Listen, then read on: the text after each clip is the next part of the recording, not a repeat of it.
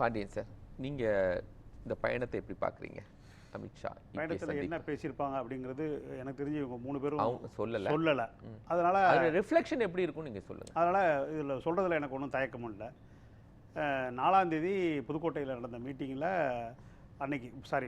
Meeting BJP meeting முடிஞ்சு வேலுமணி வந்து கிட்டத்தட்ட 1.5 மணி நேரம் பார்த்துருக்காரு. திருச்சியில் வந்து பேசியிருக்காரு. அடுத்த நாள் காலையிலேயே மத்தியானத்துக்கும் போயிருக்காரு. மத்தியானம் பார்த்தாரா இல்லையாங்கிறது சரியாக தகவல் நமக்கு இல்லை. ஆனால் அதில் பேசுனதனுடைய அடுத்த விளைவு தான் அன்னைக்கு, அதாவது அந்த 4ஆம் தேதி இங்கே நடந்துக்கிட்டு இருக்கும்போதே அடுத்த ஒரு அரை மணி நேரத்தில் எடப்பாடி பேசுகிறத இங்கே எல்லாருமே சொன்னாங்க. அது அவர் தெளிவாக எந்த குழப்பமும் இல்லாமல் அவர் ஏப்ரல் 11 இன்னைய வர அதிமுக தலைமையில் கூட்டு, ஏன்னா 2 திராவிட கட்சி தான் தமிழ்நாட்டில் இருக்கணுங்கிறதுல என்ன மாதிரி உள்ளவங்கலாம் எப்போதுமே ஒரே கருத்தில் இருக்கிறோம். அதுதான் கரெக்டு. ஏன்னா 3 தேசிய கட்சி இந்தியாவில் இருக்குது. அது 3ம் பலகீனமாகிட்டே இருக்குது, இன்க்ளூடிங் பிஜேபி. அந்த பலகீனமான எந்த தேசிய கட்சியும் எம்ஜிஆர் இருந்த காலத்துலேயும் ஜெயலலிதா இருந்த காலத்துலேயும் இவங்க தான் தொகுதியை முடிவு பண்ணுவாங்க. எம்பியில் கூட கொடுப்பாங்க எம்ஜிஆர் காலத்தில். அதுக்கப்புறம் அடுத்தடுத்து மாறிக்கிட்டே வந்துச்சு. மாறி வந்தாலும் எந்த இடத்துலையும் யாரும் டெல்லிக்கு போனது கிடையாது. எல்லாமே சென்னையில் தான் முடிவு பண்ணுவாங்க. பாபு முருகவேல் சொன்ன அந்த ஒன்றை வந்து நான் எடப்பாடியையும் வரவேற்கிறேன், பாபு முருகவேல் சொன்னதையும் வரவேற்கிறேன். அவர் தான் இந்த கூட்டணி எதுக்கும் டெல்லியில் போய் முடிவு பண்ண மாட்டாங்க, ஏற்கனவே பண்ணலை. இப்போ வந்து இந்த விஷயத்தில் அவர் தெளிவாக சொல்லிட்டு தான் போயிருக்காரு. பொதுக்குழு செயற்குழுலையும் இந்த தீர்மானத்தை போட்டிருக்காரு. அதாவது அதிமுக தான் தலைமை, ஜெயிச்சு ஒரு வேளை வந்தாக்கா தனியாக ஆட்சி அமைக்கும் அப்படிங்கிறத நான் வரவேற்கிறேன். அது எந்த மாற்று கருத்து எனக்கு. அதிமுக தலைமையிலான ஒரு கூட்டணி கட்சியை பார்க்கறதுக்கு டெல்லிக்கு போயிருக்கிறாரு. இல்லை, இவர் போயிருக்கிறது எதுவாக இருக்க முடியும் அப்படின்னு நம்ம யூகிச்சாக்க முழுக்க பிஜேபிக்கு எத்தனை தொகுதி? ஏன்னா வலதுசாரிகள் கடந்த 9 மாதமாக ஏப்ரல் 11க்கு முன்னாடியும் சரி, பிஜேபியில் உள்ள வலதுசாரி சரி, பிஜேபிக்கு உள்ள வலதுசாரிகளும் ஒன்றை மட்டும் சொல்லிக்கிட்டே இருந்தாங்க. அது என்டிஏ வந்து மற்றவங்களுக்கு ஒதுக்கி கொடுக்கும் அப்படின்னு சொல்லி. அது போன தடவை என்டிஏல இருந்தவங்களுக்கும், அதாவது அதிமுக தலைமைங்கிறத கட் பண்ணிவிட்டு பிஜேபி தலைமையில் தான் என்டிஏ கூட்டணி, அதுக்கு 74 சீட்டு போல் வாங்கி அதை எல்லாருக்கும் பிரித்து கொடுப்பாங்கன்றார். அதை வந்து என்னை பொறுத்தவரை எடப்பாடி உடைச்சிட்டார். உடைச்சி நேற்று வந்து அது வந்து அந்த பிரிஞ்சு போன 2 பிரிவில் ஒரு பிரிவு அன்புமணி ராமதாஸ் பாட்டாளி மகிழ்ச்சியை சேர்த்து அதிமுக தான் தலைமை அப்படிங்கிறத நானும் வரவேற்கிறேன். அது வந்து அந்த அடுத்ததை பேசுவோம். ராமதாஸ் என்னங்கிறத நானே பேசுகிறேன். இந்த இடத்துல அவர் வந்து அதிமுகவை திருப்பி உறுதிப்படுத்திட்டார். ஆனால் அவர் டெல்லிக்கு போயிருக்கலாமா அப்படின்னு தமிழக மக்களே விரும்ப மாட்டாங்க. ஏன் விரும்ப மாட்டாங்கன்னா, அப்படி யாரும் ஏடிஎம்கேல எம்ஜிஆர் காலத்தில் ஜெயலலிதா காலத்தில் போனதே கிடையாது. அங்கே போய் கூட்டணி முடிவு பண்ணுறதே கிடையாது. அமித்ஷா கூட ஏப்ரல் 11 இங்கே வந்து தான் முடிவு பண்ணார் ஒழிய அங்கே போய் பண்ணலை. ஆனால் இப்போ ஏன் போனாங்க இந்த 4 நாளைக்குள்ளே அப்படின்னு பார்த்தீங்கன்னா, முழுக்க பிஜேபியுடைய தொகுதிகளை, எந்த தொகுதிகள், எத்தனை தொகுதிகள், அதை முடிவு பண்ணுறதுக்கு தான் அவர் போயிருப்பாரு அப்படிங்கிறத என்னால் யூகிக்க முடியுது. சரி, இதெல்லாம் கூட்டணி முடிவாகும் போதே இதெல்லாம் செஞ்சிருப்பாங்கல்ல? இல்லை, ஏன்னு கேட்டீங்கன்னா, ஏன் இதை வந்து உறுதியாக இப்போ சொல்கிறேன்னா, இப்போ போன தடவை சொல்ல முடியாது. கூட்டணி தொகுதிகள் இல்லை ஒரே நிமிஷம் அப்படிங்கிறதெல்லாம் பாஜக அதிமுக கூட்டணி முடிவாகிற போதே கிட்டத்தட்ட முடிச்சு. இல்லை, அப்போ எல்லாம் என்ன பேச்சு நடந்துச்சுன்னா, என்டிஏ எத்தனை தொகுதியை வந்து பிரித்து, அது என்டிஏக்கு தொகுதி கொடுத்துறது, அதை வந்து இவங்க பிரித்து கொடுக்கறதுங்கிறதான் பேச்சு. இப்போ 9 மாசமாக நடந்த கூத்து இப்போ முதல் முறையாக மாற்றம் ஏற்பட்டு அதிமுக தலைமையில் அவர் தான் தொகுதியை கொடுத்து தமிழ்நாட்டில் உள்ள மாநில கட்சிகளுக்கு நான் தான் கொடுப்பேன் அப்படின்னு சொல்றத உறுதிப்படுத்திட்டார் நேற்று அன்புமணியை பேசும்போது. அதுலேயே அவர் சொல்றாரு, என்ன சொல்றாருன்னா, நீங்க கூட்டணி உறுதிப்படும் போதே தொகுதி பங்கீடு முடிச்சிருக்கோம் நீங்க சொன்னீங்கல்ல. 8 வருஷத்துக்கு முன்னாடியே உறுதியான கூட்டணியிலேயே தொகுதி பங்கீடு இன்னும் இழுத்துருக்குதுங்க. திமுக கூட்டணியில் முடிச்சிட்டாங்களா தொகுதி பங்கீடு? அப்புறம் இது உருவான கூட்டணியில நீங்க தொகுதி பங்கீடு எதிர்பார்க்கணும். 4 கட்டம் தான் அதெல்லாம் நடந்திருக்கு. இது சட்டமன்ற தேர்தலுக்காக உருவாகின கூட்டணி இல்ல, அதுதான் சொல்ல வரேன். நீங்க 8 வருஷமா இருக்கக்கூடிய கூட்டணி ஒன்று, இந்த பாஜக அதிமுக கூட்டணிங்கிறது இந்த தேர்தலுக்காக நாங்க கூட்டணி அமைக்கிறோம். எந்த தேர்தலுக்காக உருவானாலும் அவங்களும் இந்த தேர்தல் தானே சந்திக்க போறாங்க. ஏற்கனவே எக்ஸிஸ்டிங் கூட்டணி, அவங்க தொகுதி பங்கீடு வசதியா முடிச்சிட்டு இருக்கலாம்ல. சொன்னாரு இதுலயாவது மற்ற கட்சிகளை ஒரே ஒரு டேர்ம் அவர் சொன்னாரு. அதாவது பாஜக கூட்டணியில யாரெல்லாம் இருந்தாங்களோ கடந்த முறை தேசிய ஜனநாயக கூட்டணி, அவங்களுக்கான மொத்த தொகுதிகளையும் வாங்கி பாஜக பிரித்து கொடுப்பதாக ஒரு கான்செப்ட். அதிமுக அவங்க கொஞ்சம் தொகுதிகளில் போட்டிடுவாங்க. இப்ப அந்த கான்செப்டை எடப்பாடி உடைச்சிருக்கிறாரு. இதெல்லாம் வந்து கற்பனை வளத்தோட நம்ம விவாதிச்சது, அவ்வளவுதான். ஆனா அப்படி யதார்த்தமான்றது யாருக்குமே தெரியாது. யார் எந்த ஆதாரம் இருக்குது, அதுல எந்த ஆதாரம் இருக்குது? அதாவது எல்லாமே பேசு பொருள் ஆகுறதுக்கு காரணம் என்ன தெரியுமா சார்? அதிமுக இந்த முறை அதிமுக வெற்றி பெற போகுது. அதனால ஆட்சியில பங்கு கொடுப்பாங்களா, யார் யார் கூட்டணியில வருவாங்க, என்ன நிலைமை வருவாங்க, காரணம் என்னன்னா திமுக சைடுல இந்த கேள்விகள் பெருசா வராதுன்னா திமுக எதிர்ப்பு ஓட்டுகள் இல்ல சார், பாண்டியன் சொன்னது போல அன்புமணி ராமதாஸ் ஏன் போனாரு, அதிமுக எடப்பாடிங்கிறத நிரூபிச்சிட்டாருன்னு சொன்னார்ல சார். மார்ச் மாசம் ஒரு எம்பி, ராஜ்யசபா எம்பி கொடுக்கணும். ஆமா, அது அவருக்கு அதுக்காக அதுக்குள்ள அவர் ராமதாஸ் ஐயா போயிட்டாருன்னா சிக்கல் ஆயிடக்கூடாதுன்னு அன்புமணி ஓடி போய் அதை இடத்த பிளேஸ் பண்றாரு. அங்க ஜி.கே. வாசன் ஒருத்தர் வெயிட் பண்றாரு. தேமுதிமுக ஏற்கனவே ரெஜிஸ்டர்ல ஒண்ணு இருக்கு, இருக்கிறது 2, காத்திருப்பவங்க 3, கட்சிக்காரன் காத்துட்டு இருக்கான்.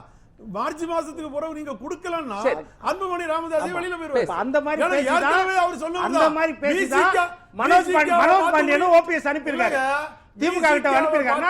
அங்க 4 ராஜ்யசபா வருது. சரி, ஓகே. மனோஜ் பாண்டியன் அதுக்காக தான் ஓபிஎஸ் அனுப்பியிருக்காரு, எனக்கும் ஒரு இடம் பிடிச்சு கொடு அப்படின்னு அனுப்பியிருக்காரு திமுக கிட்ட. நீங்க சொல்லுங்க, அவர் சொல்லிக்கிட்டே இருக்கட்டும். நான் அதை பத்தி எல்லாம் ஒண்ணும் சொல்லல. அவர் திமுகவை சொல்லிக்கிட்டே வந்துகிட்டே இருக்கணும், திமுக சொல்லிக்கிட்டே இருக்கணும். என்னுடைய நேரத்துல நான் பேசுறேன். பொன்வில்சன் சார் பேசுனதுல ஒரே ஒரு மாற்று, நான் சொல்லல மாற்றுங்கிறத, நேற்று எடப்பாடி அவர்கள் அந்த அன்புமணியை வச்சுக்கிட்டு பேட்டி கொடுக்கும்போது பிரஸ் மீட்ல பண்ணும்போது தொகுதி முடிவாகி விட்டது அப்படின்னு சொன்னார்.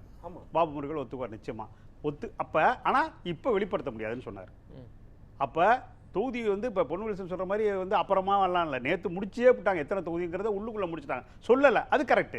அதே மாதிரி நேற்று நைட்டு டெல்லியில அமித்ஷா வீட்டில் வேலுமணியும் இவர் இன்னும் சில பேர் இருக்காங்க, தம்பி இருக்காங்க, யார் உள்ளே இருந்தாங்கன்னு தெரியல. பிஜேபியில் தமிழ்நாட்டு பிஜேபி தலைவர்கள் யாராவது இருந்தாங்களா அப்படிங்கிறதுக்கு இன்னும் தகவல் வந்த மாதிரி எனக்கு தெரியல. அப்போ தொகுதி எத்தனை, எந்தெந்த தொகுதிங்கிறத பிஜேபி வந்து ரொம்ப புதுக்கோட்டையிலே முடிச்சிடணும்னு சொல்லி ரொம்ப முக்கியமாக அவருக்கு வந்து அன்னைக்கு கோபமாக போனதுக்கு காரணமே அமித்ஷா வந்து தொகுதி எதுன்னு சொல்கிறது தான் முக்கியம். அவருக்கு எத்தனை தொகுதிங்கிறது கூட ரெண்டாவது. அது அவர் வந்து ரொம்ப குறிப்பா கேட்டு அது அதனுடைய சிக்கல் அடிப்படையில் கோவா போனதால தான் திரும்ப இபிஎஸ் பின்னாடியே போய் அதே மாதிரி அன்புமணி கோவமா இருந்ததால தான் தொகுதி ஒதுக்கீடு முடிஞ்சிருக்குது. அப்போ அது இப்போ ஒத்துக்கிறாரு பாருங்க. அன்புமணி கோவமா இருந்தாரு, ஆமா, அதை ஏத்துக்கிறாரு. அவர் இருக்கட்டும், அவர் என்டிஏல இருக்கிறவர், அவர் என்டிஏல இருக்கிறவர். அமித்ஷா கிட்ட எடப்பாடி சொன்னதா சார் நான் சொல்றேன். ஒதுக்கிடுனா சார் நான் சொல்லல, கோவமாகறாரு. அமித்ஷா அடிமைத்தனம் பண்ணவராரு. இல்ல பிஜேபி கூட தொகுதி ஒதுக்கீடு சார், அன்புமணி கூடனா அது தன்னால இயற்கையா இல்ல. இன்னும் கூட்டணி ஏன் உருவாகல அப்படிங்கிற ஒரு கேள்வி எல்லாரும் எழுப்பதானே செய்வாங்க. நீங்க எல்லாரும் எங்க கூட வந்துருவாங்கன்னு இபிஎஸ் சொல்றாரு, எல்லாரும் வந்துட்டாங்களா, சேர்ந்துட்டாங்களா அப்படிங்கிற கேள்வி திரும்ப திரும்ப வரும்ல. அந்த நெருக்கடியே அமித்ஷா கொடுத்திருப்பாரு. 3 மாசத்துக்கு முன்னாடி ஸ்டாலின் ஐயா சொல்லிக்கிறார் சார், இன்னும் கொஞ்சம் கட்சிகள் எங்க கூட்டணியில வரும்னு. யார் வந்துட்டா சார்? ஆனா இங்க அதிமுக கூட யாரும் இல்ல சார். அதேதான் நீங்க பிரச்சனையே பாமகவை இங்க கொண்டு வரது கூட இபிஎஸ்க்கு சிக்கலா இருந்துல்ல. இப்ப நான் என்ன கேக்குறேன், என்ன சிக்கலா இருந்துச்சு, எந்த சிக்கலா இருந்துச்சு சார்? அந்த நெருக்கடியில தானே அவரு உடனடியா இணைச்சிருக்காரு. எது உடனடியா இணைச்சாரா? ஏப்ரல் 11ஆம் தேதி அமித்ஷா வந்தாரு, 9 மாசம் பின்ன உடனடியா இணைச்சிட்டாரு சார். அவங்க உங்களுக்கு இங்க வந்து நீங்க இருக்கிற கூட்டணி எப்படி தெரியுமா, ஒரு எடப்பாடி தொகுதியை வெற்றி பெறதுக்காக ஒரு எம்பி சீட் விட்டு கொடுத்திருக்காரு. நம்ம பாபு முருகன் சொன்ன மாதிரி கொள்கை வேறு கூட்டணி வேறு. தேர்தல் முடிந்தால் தேனிலவு முடிந்து விட்டது, மக்களுக்காக பேசணும். அதான் கூட்டணி கட்சி. ஆட்சி அதிகாரத்துல பங்கு கிடையாது. ஆனா திமுக கூட்டணியில 8 வருஷம் ராமதாஸுக்கு எம்பி சீட் உண்டா இல்லையா அதை சொல்லுங்க. அன்புமணி ராமதாஸுக்கு எம்பி சீட் உண்டா இல்லையா? இப்ப கூட்டணி எல்லாம் கிட்டத்தட்ட ஒரு வாரத்திலேயே 2 பக்கம் முடிஞ்சிரும் சார். ஒரு கூட்டணியே இல்லாத ஒரு கட்சினா இப்போக்கி தாவைக்க தான் நிக்குது. அது வந்து இப்போ இவர் டிடிவி போவாரா இல்லையாங்கிறத அடுத்த சில நாட்களில் நமக்கு தெரியும். அது ஒன்று தான் பாக்கி வந்து இருக்கிற இது ஒன்று. தேமுதிக 2 தான் வெளில பெரிய கொஞ்சம் ஓரளவு இப்போ கணிசமான ஓட்டு உள்ளவங்க அப்படின்னு எடுத்துக்கிட்டிங்கன்னா இன்னும் 2 பேர் தான் வெளில இருக்காங்க. பாக்கியெல்லாம் போகும்போது பஸ்ஸில் ஏறிடுவாங்க, அவ்வளோதான். அதோட முடிஞ்சு போச்சு இப்போ தொகுதியை பொறுத்தவரை. இன்னொரு முக்கியமான கேள்வி, தாவேக அதிமுக பிஜேபி கூட்டணியில் உள்ளே வருதா இல்லைங்கிறது இன்னும் ஸ்டில் பெண்டிங். அது வந்து நீங்கள் முடிச்சிட முடியாது. ஏன்னா இப்போ யாருமே போகாதனால அதுக்கான வேல்யூ கூட போகுதுங்கிறதா என்னுடைய பாயிண்ட்டு. இது ஒரு பாயிண்ட். அடுத்தது, இந்த கூட்டணியெல்லாம் வந்தால் கூட நம்ம கடந்த காலத்தை எடுத்து பார்த்தீங்கன்னா 2019 எம்பி எலெக்ஷன், அதை நான் வந்து ரொம்ப பர்சன்டேஜ் டிஃபரன்ஸ் இந்த டிஎம்கே கூட்டணிக்கும் இந்த அதிமுக கூட்டணிக்கும் அதையும் நான் விட்டுறேன், வேணாம். ஏன்னா அது எம்பி எலெக்ஷன். எம்எல்ஏ எலெக்ஷன் வந்தாக்கா ஆட்டோமேட்டிக்காக அதிமுக வந்து நல்லா ஃபைட் பண்ணும். அதுக்கான பர்சன்டேஜ் வந்து கூட தான் செய்யும், கூடியிருக்கு. இப்போ 21 தொகுதி வந்து 66 தொகுதி வெற்றி பெற்றால் கூட ஓட்டு பர்சன்டேஜ் வந்து 6.41 தான் வித்தியாசம் கூட்டணியில். அப்போ 46.70% வந்து திமுக கூட்டணி, ஏடிஎம்கே கூட்டணி 39.29. அப்போ 6.41 மட்டும் தான் வித்தியாசம் அப்பயே. அப்போ யாராக இருந்தாலும் குழப்பம் சொன்னார். அதுக்குள்ளே அந்த இதில் வந்து ஓபிஎஸ் உட்பட யார் இருந்தா அப்படிங்கிறத அவர் எடுத்து சொன்னார். இப்போ யார் இல்லை அப்புறம் இதுல நடுவுல 24 தேர்தல் நடந்திருக்கு எம்பி எலெக்ஷனு. அப்ப இல்ல விரைந்து இந்த சந்திப்புக்கு MP இல்ல ஒண்ணே ஒண்ணு மட்டும் சொல்றேன். அதிமுக கூட்டணிக்குள்ள இப்ப ஜான் பாண்டியன் இருக்கிறாரா, புதிய தமிழகம் கிருஷ்ணசாமி இருக்கிறாரா, இல்ல ஏசி சண்முகம் இருக்கிறாரா, இவங்க எல்லாம் சேர்ந்து வந்துட்டாங்களா? இப்ப அதிமுக இதுவரைக்கும் தேசிய ஜனநாயக கூட்டணியில இருந்தாங்க. இப்ப அதிமுக கூட்டணிக்குள்ள எத்தனை பேர் வந்திருக்காங்க? இப்போ வந்திருக்கிறது ஏற்கனவே அவர் என்டிஏ கூட்டணியில் இருக்காரா இல்லை அதிமுக கூட்டணியில் வந்த மாதிரி தெரியல. என்டிஏ கூட்டணியில் இருக்கா அர்த்தம் இது தமிழ் மாநில காங்கிரஸ், ரைட்டுங்களா? அது போக வந்திருக்கிறது அன்புமணி பாமக மட்டும்தான் வந்திருக்கு இப்போ அதிமுக கூட்டணிக்குள்ள. ஆமா, பிஜேபி எப்போதும் ஏற்கனவே தேசிய ஜனநாயக கூட்டணியில இருந்தாங்கல்ல, அவங்க எல்லாம் வந்துட்டாங்களா? அவங்களாம் எப்போதுமே பிஜேபி எப்படின்னா பயன்படுத்திட்டு அவங்க கூட இன்னொரு உடன்படிக்கை போடுவாங்களே. ஏன்னா எனக்கு தெரிஞ்சு தேசிய ஜனநாயக கூட்டணியில பாட்டாளி மக்கள் கட்சி இருந்தாங்க, இப்ப அதிமுக கூட்டணியில புதிய உடன்படிக்கை போட்டிருக்காங்க. இப்போ மற்ற கட்சிகளும் அதிமுக கூட்டணி அப்படின்னு தனி உடன்படிக்கை நடக்குமா? அதுல இப்ப சில பேர் அதிமுக தான், ஒருவேளை தேமுதிக வந்தா கூட அதிமுக தான் பேசுவாங்க. ஏன்னா இப்போ இன்னொரு ஃபேக்டர் தாவேக்கா. ஏன்னா ஓபிஎஸ் அணியில இருந்ததுல சார் சொன்னதுல பல பேர் திமுகக்கு போறாங்க, மற்றவர்கள்லாம் தாவேக்காக்கு போறாங்க. டிவிக்கு மட்டும்தான் தாவேக்கா ஆப்ஷன் இருக்கு போல, பாக்கி யாருக்கும் அந்த ஆப்ஷன் வந்து எனக்கு தெரிஞ்சு எல்லாருமே க்ளோஸ் பண்ணிட்டாங்க. வேற யாருமே அதுக்கு போறது இல்லை. இப்போ இனிமே முடிஞ்சு போச்சு. தாவேக்கா இதுக்குள்ள வருதாங்கிறது பெரிய கொஸ்டின். அது இன்னும் ஒரு இப்போ படமெல்லாம் வந்து தாவேக்கா எதுக்குள்ள வருது? அதிமுக பிஜேபிக்குள்ள வருதா அப்படிங்கிறது அந்த ஃபேக்ஷன் நீங்க யோசிக்கிறீங்க? இருக்கு ஸ்டில் இருக்கு. எப்படி சார்? அப்புறம் இப்போ படம் வருது, படத்தை தள்ளி போடுறாங்க, எல்லாமே ரொம்ப அழகா நடக்குது. இப்போ இதுவரை ஈசி அந்த யார் தள்ளி போடுறாங்க?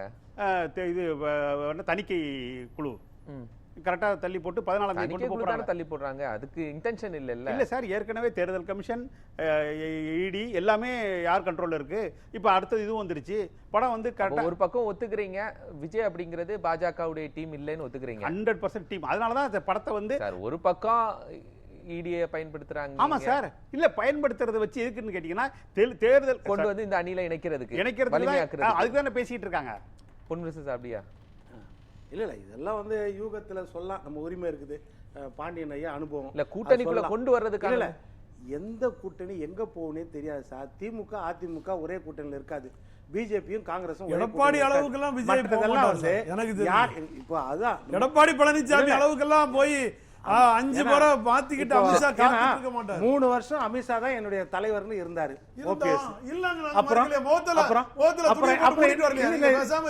நேத்து வரைக்கும் விசுவாசமா இருந்தவங்க அவர் மாறின பருவம் ஏப்ரல் 11ஆம் தேதிக்கு அப்புறம் சொல்றேன் நானு.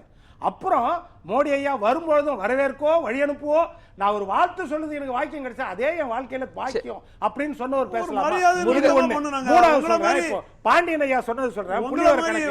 இப்ப நம்ம விவாதம் எதை நோக்கி இவரே ஒரு 20 நிமிஷம் பேசிட்டு இருக்காரு சார். கூட்டணி 15 நிமிஷம் அடுத்தாலே 15 நிமிஷம் பேசிட்டு இருக்காரு. கூட்டணி அவரு இல்ல அப்படி நீங்க பேசிக்கிறீங்களா? ஆமா அவரே எல்லாத்துலயுமே 20 நிமிஷம் பேசிட்டாரு. நீங்க எல்லார்கிட்டயும் போயிட்டீங்க. எல்லாரும் பேசுறீங்க. அப்புறம் நீங்க எல்லாரும் இவரே உட்கார்ந்திருந்து ஓபிஎஸ் குறை சொல்றாங்க கேட்டிட்டே உட்கார்ந்திட்டு இருக்கோம். பதில் சொல்லுங்க. இல்ல இவர் அதுதான் டைம் தான சார். அப்ப அவரே தான் பேசுறாரு. அவர் பேசுறாரு, இவர் பேசுறாரு, நம்ம பேசுறாலும் பேசுறாரு. கூட்டணின்றது வந்து கூட்டணியை பத்தி தான் இப்ப நம்ம பேசிட்டு இருக்கோம். கூட்டணியை மட்டுமா மக்கள் தீர்மானிப்பாங்க? 10 அம்சத்துல ஒரு அம்சம் தான் நம்ம மக்களை வந்து ரொம்ப குறைச்சு மதிப்பிடக்கூடாது.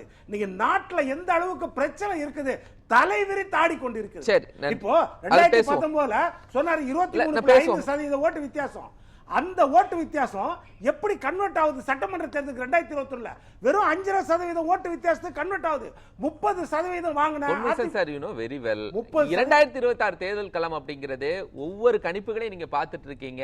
யார் யார் அடுத்தடுத்த லெவல்ல கருத்து கணிப்புகள் வருது அப்படிங்க பார்த்திருக்கீங்க. கூட்டணி தான் அவ்வளவுதான். கூட்டணி பலம், அதுக்கு தான் கூட்டணி பலம் வேணும்னு சொல்றேன். பெர்சன்டேஜ் ஆஃப் ஓட்டை புரியறதுக்கு பல புது கட்சிகள் வராங்க. அரித்மெட்டிக்கா அப்படி போட முடியாது சார். நான் பேசுறது அரித்மெட்டிக்கா அப்படி போட முடியாது. 2+2 வந்து 4 தான் ஆகணும்னு எலெக்ஷன்ல கிடையாது. தேர்தல் கணக்கு வந்து 2+2 24 ஆகலாம், 2+2 0 ஆகும் போலாம். சரி பேசுவோம் சார். சார் இப்போ பொதுமக்கள் இது வந்து அங்க என்ன நடந்துச்சுன்னு யாருக்கும் தெரியலன்னு நம்மளும் ஒத்துக்கிறோம்.